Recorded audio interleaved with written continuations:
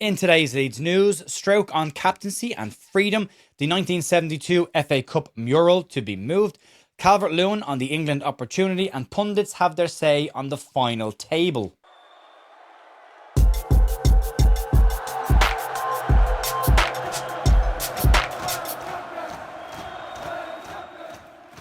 Hey folks, welcome to the Leeds View for Wednesday the 25th of March with your Leeds United news. Jay here, hope you're having a really good week so far. We've entered that quiet part of the international first week. We will have watch-alongs on bigup.com for the Ireland games and for the England games. Looking forward to seeing Marcelo Bielsa back in England as well. So we'll cover all those games over on bigup.com over the next week in a bit. And then we get ready for the FA Cup clash against West Ham United. Also, just to point out, we have got a partnership with okjersey.com. There's a code for 8% off already discounted shirts there.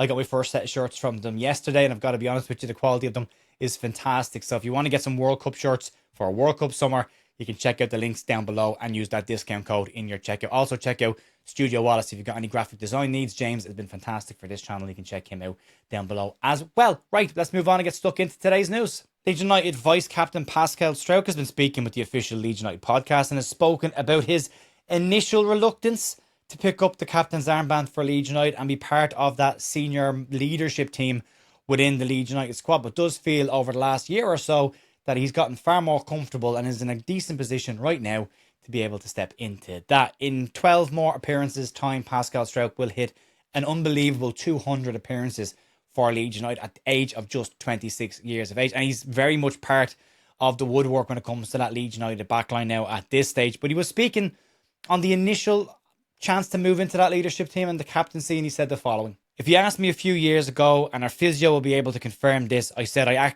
actually don't want to be a captain because I'm not that type to speak out. When I go somewhere for the first time, I'm very reserved and I'm into myself. I'm not really loud, but I grow into a team and I get to know everyone more. I start to speak more and feel more confident, and I show my character a bit more. The more I play, the better I play, the more I feel like I can speak and people will listen to you. Pascal Struijk went on to point out that he can be just a little bit shy in newer circumstances, but I don't think there's anything unusual with that. Most people would find themselves in a similar position to that, so nothing unusual at all. But he did add that the current system he's playing with at Leeds United has allowed him a little bit more freedom to play his style of football, but does say that in training he likes to go for the more risky, difficult passes, and we haven't exactly seen that in the games, and he has pointed to that as well.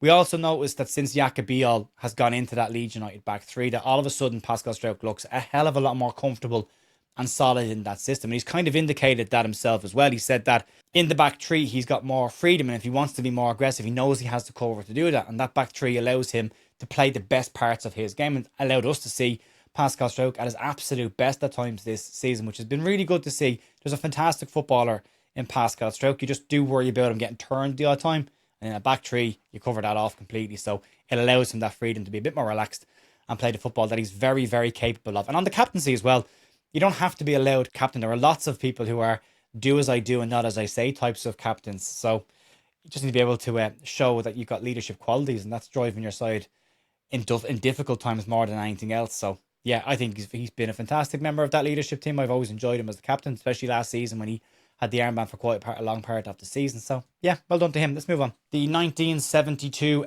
FA Cup mural is currently located in the north corner of Elland Road, and it was commissioned by the Leeds United Supporters Trust back in 2022, but it is now set to get a bit of a facelift and a brand new home after the groundwork began on the Cop and West stand in the last couple of days. As a result of that, the security hub that's currently located in the West Stand will move to where that wall is located, and there are windows needed, so it's going to get knocked through to allow them to facilitate that. So the whole mural needs a brand new home. Leeds United have commissioned Nicholas Dixon, who painted the original one, to redo it in another location.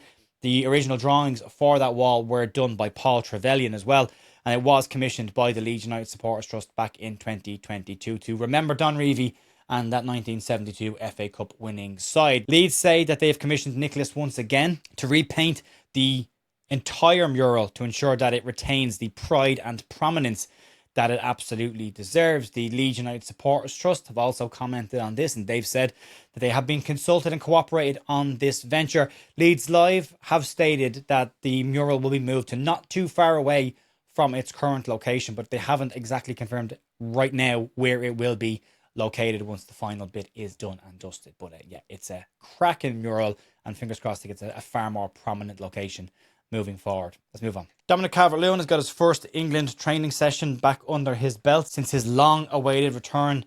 And he's been speaking about the journey back and the support that he has received, and how not too long ago he was a million miles away from the current situation.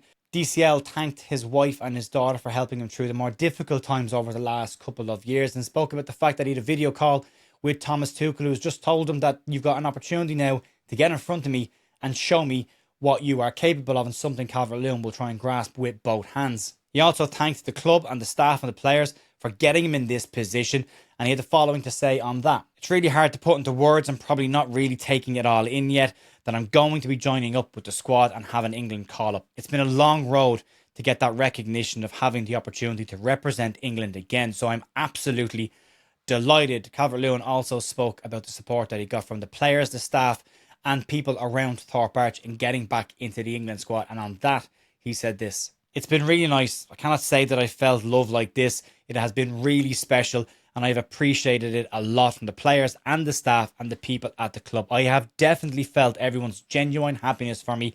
It has been a really nice experience."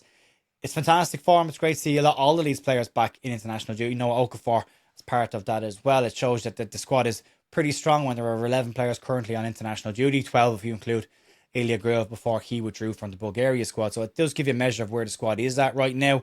But he did go on to talk about the task that is at hand when he gets back from international duty, and how the focus will need to be still on the work that's needed to be done to keep Leeds United in the Premier League this season. So he's not getting too far ahead of himself, and neither should the rest of the players. And as I keep saying, this is always the international break that worries me. We hope they all come back in form, with confidence and injury free, for what will be a massive 7 games for Leeds United as we get ready for the run-in. But speaking on the run-in, everyone and their sister has had a say on who's going to stay up and who's going to go down the Premier League this season. We'll move into the next story. So as I say, once we get over this international break, the nerves will likely start to kick back in again, and the focus will shift to the Premier League survival sprint between now and May. And there are a lot of people who have their own different types of coping mechanisms to deal with this time of a year. We've got Paul Brooker, who is on the podcast every week. Paul likes to look at the betting odds each week just to see where we are. We've got people who look at supercomputers every week to see what the recalculation is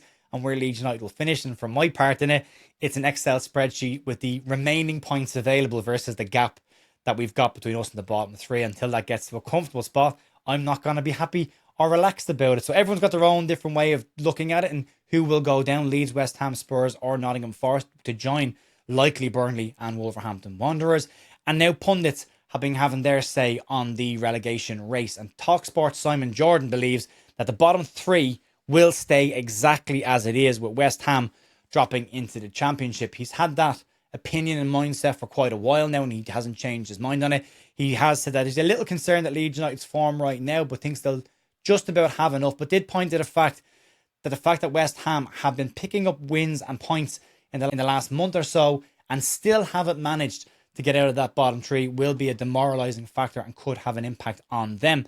Rob Earnshaw yesterday on Sky Sports was running through all of the remaining games for Spurs, West Ham, Nottingham Forest and Leeds, and he agrees with Simon Jordan. He thinks Leeds will finish comfortably above the relegation zone once all is done and dusted. He thinks Leeds United will pick up 9 more points in the last 7 games, and that will leave Leeds on 42 points, which he thinks will be enough to keep them up. He sees West Ham United dropping down in that 3rd position with 32 points, 1 point behind Tottenham Hotspur.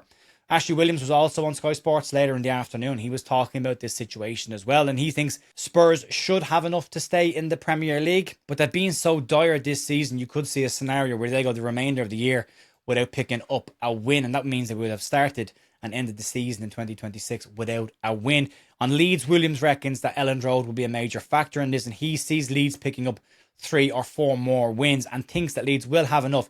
He did point that Leeds aren't getting exactly what they want in recent weeks from the performances, but does think there's enough fight in the squad that shows him there's enough for Leeds United to stay in the Premier League, and he has Leeds finishing roughly in and around where Rob Earnshaw has Leeds as well. So It's an interesting one. It's going to be nervous. Doesn't matter what anybody tells us, whether we're going to be safe or we're not going to be safe. We're not going to believe it until we actually see it.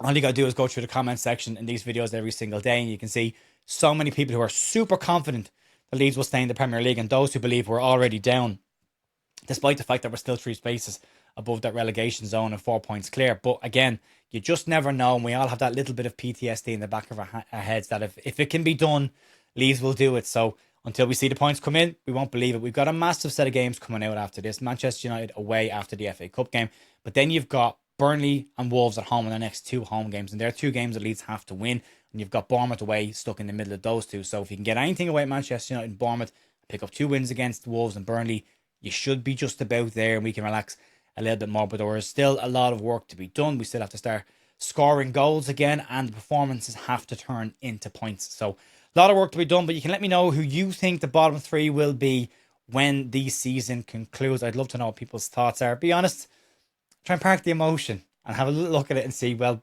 based on the fixtures for those 4 sides, who joins Burnley and Wolves. You can let me know down below. Outside that, folks, I'll be back tomorrow morning for more Leeds news. We have a podcast out tomorrow evening as well, and you can check out this week's podcast myself with Jerry McNamee and Paul, having a little bit of a look back to the Brentford game and ahead to what is coming up for Leeds United and our thoughts on that final 3 spots. Enjoy the rest of your day. I'll talk to you soon. See you later. Bye.